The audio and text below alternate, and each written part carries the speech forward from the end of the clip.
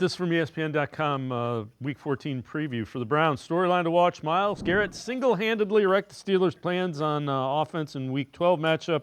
Browns win. Garrett recorded 3 first-half sacks, forced fumble that earned him a Player of the Week honors. Pittsburgh should have a better plan to limit it. Bounce-back game. Pressure rate 3.8 in the Browns' Week 13 loss against against Broncos. Steelers storyline to watch: Steelers lead the league with 25 takeaways, 3 in their first matchup against Cleveland. In that game, Steelers managed only 7 points off of those takeaways. 5 games as the Browns' starting quarterback. Jameis Winston has thrown 10 touchdowns to 7 interceptions. So, giveaway, takeaway. Pittsburgh's really good at that. That's going to factor into it. What are you paying attention to? What do you need to see from the Browns to feel better about what's going to be a disappointing season?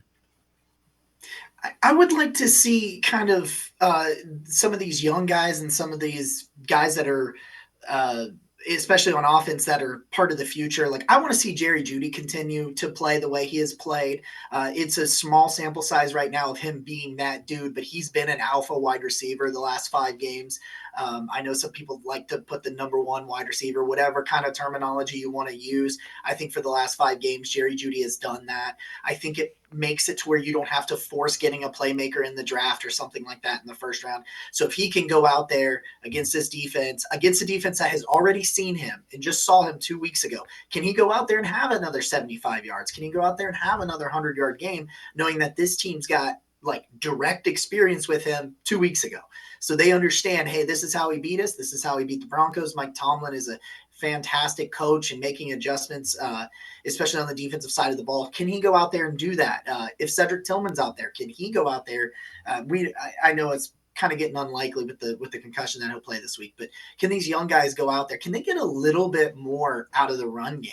Like, I know a lot of this offensive line is probably going to change, but can they get a little bit more out of the run game? Can Nick Chubb show you something that makes you think he can bounce back and be retained, And then, on the defensive side of the ball, it's those young guys. I really need to see some more from Isaiah McGuire because I've loved what I've seen from him. So it's become an evaluate who has a future with this organization, and some of those guys that are young on new contracts or are guys that are going to be free agents. I just want to see those guys be able to step up and show you that the roster has less holes in it than we thought.